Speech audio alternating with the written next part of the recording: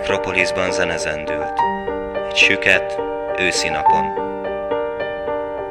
Én már meghaltam akkor régen, s feküdtem vörös ravatalon.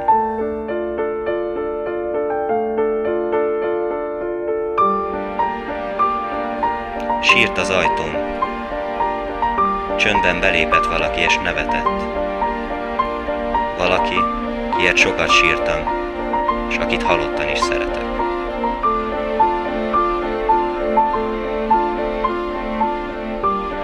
Megsimogatta sárga arcom, és kacagott, kacagott.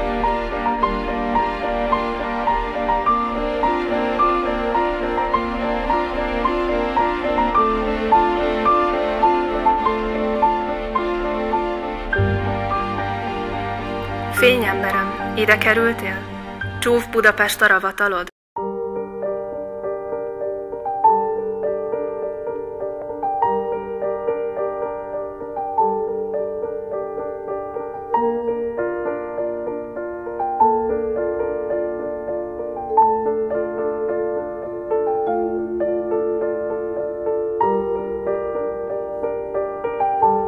Hát nem emlékszel már a fényre, mely déli sírokra száll?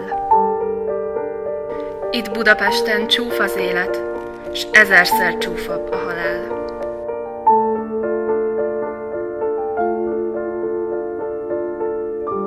Gyere innen átokvárosból, gyere halottam velem.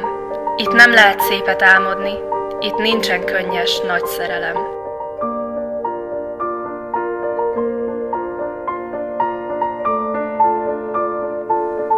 És kezeim puhán megfogta, és kacagott, kacagott.